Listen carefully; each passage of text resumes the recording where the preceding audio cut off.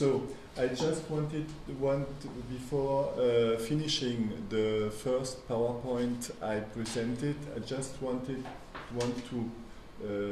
tell Aiko what about was the first session. In the first session, mainly I presented in a critical way two main works in the break with naturalism. Because what's important in gender studies is to break with naturalism. And of course there are a lot of other works, but I insisted in this presentation the last time particularly on the book of Friedrich Engels and the book of Simone de Beauvoir, because both had a very big influence among the theologians from the women's movement in the 70s. That's why I chose mainly these two books. But of course, I could present others. It is a little bit arbitraire. I don't know how to say in English. Arbitraire? Arbitrary, exactly. Thank you. So I want to finish. When I told about the second sex, I insisted particularly on the context of the writing of the second sex, because Simone de Beauvoir published her book in 1949. But it's very important to know the ideological context from the years before, precisely, to understand the atmosphere in which Simone de Beauvoir worked. So I insisted particularly on this. This explains also the reception. The reception of the book was a very, mainly a very negative reception at the moment, because it was very taboo that a woman, a philosopher woman, writes about feminine sexuality. This developed a lot of very negative reactions, and in different milieux. You can imagine in the Catholic milieu mainly, but also in among writers who were on the right side of the in political, but also among a part of people on the left, particularly people from the Communist Party, from the Orthodox Communist Party. And so I wanted to present this reception. Now I would like to speak about another book, and I think it's a very close relation between the Simone de Beauvoir's Second Sex and her intent to break with naturalism, and the book of Catherine Hall and Leonore Davidoff. I think I presented in the bibliography. Everybody has the bibliography. You can find the bibliography on the internet homepage. You will have a look, you will find it. I'm sure that you have it, I'm sure, and other people also can get it. Huh? And Catherine Hall and Leonore Davidoff made a very good historical work. The name of the book is Family Fortunes, and the book is an inquiry about the development of the separation of the public and the private sphere among bourgeois and among bourgeois families. And she explains very clearly how during maybe 50, 70 years, from the end of the 18th century to the middle of the 19th century, this separation between public sphere and private intimate sphere was built in this bourgeois in these bourgeois families. The study, the research, is about Birmingham and the region of Birmingham. It's a very precise study, and they worked about archives, of course, and they insisted also about the ideological way to justify the separation. And it's very interesting to see here how important is the religious discourse to justify the separation. Of course, you can imagine separation also between men and women, men in the public sphere and women in the domestic sphere. So that's why I would like to insist on the importance of this book, because there are very few precise works. Of course, general discourses, there are a lot, but very, very precise discourses who show how this was built and this was justified in that moment. It's particularly important because the separation was not ever so before that period. It was not so. The separation between public and private sphere was not so important. Because nowadays we often think it was always so, but it wasn't. It was built so. Is it okay? So, historian Catherine Hall and sociologist Leonard Davidoff, it's also in the interdisciplinary work with sociology and history. Donc gave in 87, it's now nearly an old book, it's a classical. Anyway, the second edition is a new edition. It's better if you can have the second or the first edition. It's better to read the second edition because the publication of the book developed a lot of discussions, scientific discussions among historians. Donc, they gave in 87 a historical translation of the famous sentence of Simone de Beauvoir. One is not born woman, one is to become one. Hein? On ne naît pas femme, on le devient. They studied the formation of the middle classes in Birmingham and in Essex during the English Industrial Revolution from the end of the 18th century until the mid-19th century. The two English feminist scholars showed that one is not born a woman or man, indeed. They showed how the gendered identities of the members of that English provincial middle class are mutually. That's what's important is that mutually. That shows also the importance of the relation, of the interactions of both. The men, the group of men and the group of women are not fixed. The gendered identities are mutually built in a very complex social and historical process. To a gendered separation of the public and the private, and the inscription of the men and women in complementary gendered social functions. I would like to insist on one word here, the word complementary. You never have to forget that when the word complementary is used about two different groups, here men and women, group of men, group of women. When we think complementary, we forget every time we forget the inequalities. You have to think about that, because insisting on the complementary aspects includes mainly to oversight the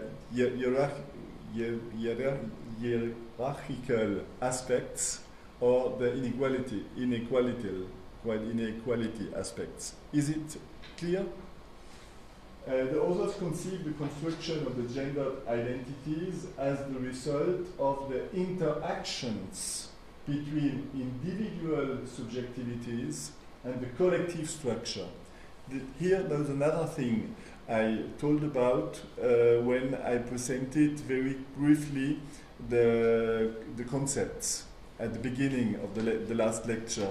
What's important in that historical work is that they insist on the not only interactions between the two groups, group of men and group of women, but also the interactions between the subjectivities of men and of women and the collective structure. Is it okay? I will come back on these aspects later in the next lectures when I will present the way to build precisely the concept of social division and particularly sexual division of labor and the concept of social relations between the sexes. Because there also is, the authors insist on the interaction between subjectivities and social structure. The work directly draws on Edward Thompson's formation of the English working class. I don't know if you know the work of Thompson. It's a very important classical work. Edward Thompson published his work, I don't remember exactly when, but I think in the 60s. I think it's probably translated in Japanese and Portuguese. It's a very, very important work. And what is particularly important in the historical work of Thompson is that Thompson shows how difficult it was to build a collective conscience among the English working class. He shows in his book that it needed nearly 60, 70 years to build a collective conscience amongst the English working class. The same period, end of the 18th century, middle of the 19th century. So the work of Thompson is important also to relativize the situation from today, because it was never easy to build a collective conscience amongst dominated people. Here Thompson speaks, of course, from social classes, and particularly about the dominated social class from that time, the English working class.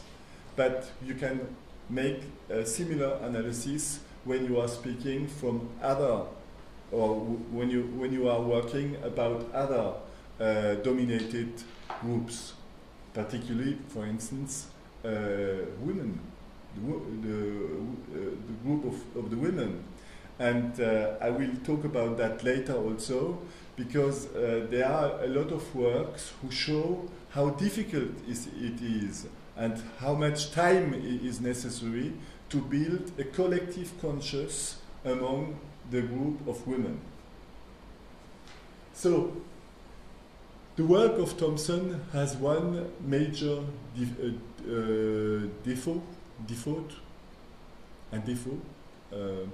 a lack. Something who is not complete. What is not complete in the work of Thompson is precisely the fact that Thompson oversaw completely the gender. He say nearly nothing about men and women.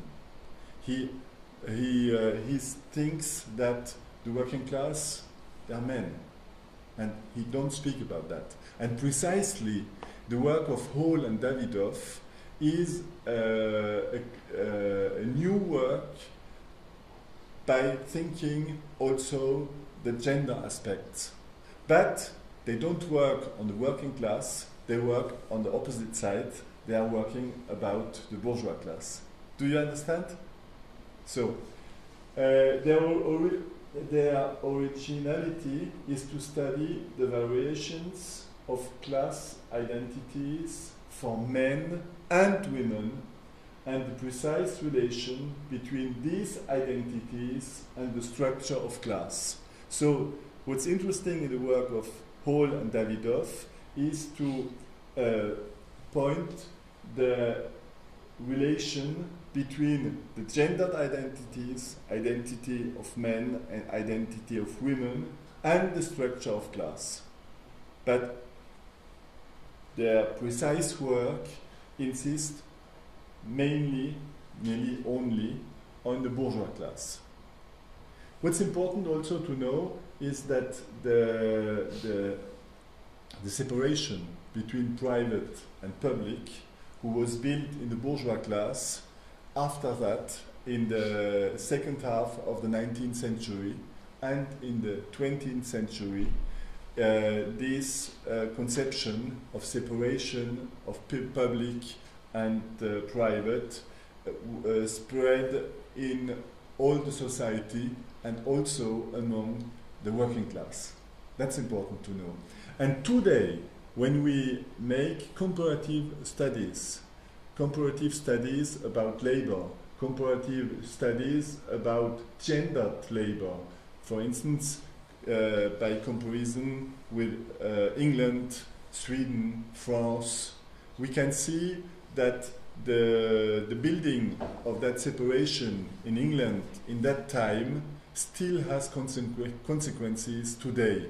Because even today, the separation between private and public is much more important in England than in Sweden, for instance, or in France, for instance. So you can see also that it's important for sociologists today to know the history, to know how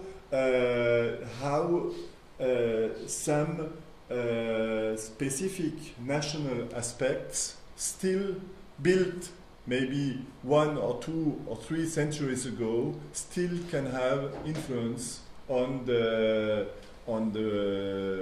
social structure and the way of living of the people of today.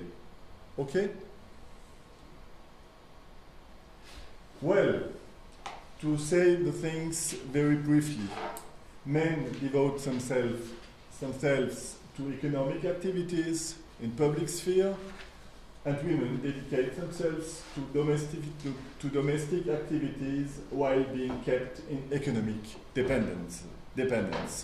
Of course, this is a way of presenting the things in an ideal, typical light. You understand, it's not in the real life, it's sometimes a little bit more complicated. To justify the strict separation of activities and spaces, what's important is the separation. I will speak about that later in the last lecture, about the concept of social relations between the sexes. To justify the strict separation of activities and spaces between men and women, between private and public sphere, the protagonists of these transformations used the religion, which give a deep moral direction to both the positions occupied by each sex. This is important to know, how religion is very often a way to concentrate some ideological aspects. Hall and Davidoff show that class consciousness takes up gendered forms, and that gender and relations between the social sexes, to say it in this way, gender and class, class shaped by relations of class. I always will insist on that word relation, in French, rapports sociaux. Because when you say class, gender and class, you don't insist on the relations, and always will insist, and the French concepts will insist on the relation aspect. So gender and class go hand in hand. That's important again. We could see the same, remember, when we overviewed quickly the work of Engels. Even if there are some aspects to criticize, we also saw that Simone de Beauvoir, at the end of his life, when in an interview, insisted also on the fact that it is necessary to think in the same time gender and class, even if she doesn't do that in her work. In her work, she insisted on women. And the last aspect, gender and class, reinforce each other mutually. And again, mutually. And what's important in that English historical work is that these aspects, the way that gender and class are influencing them mutually, is very important.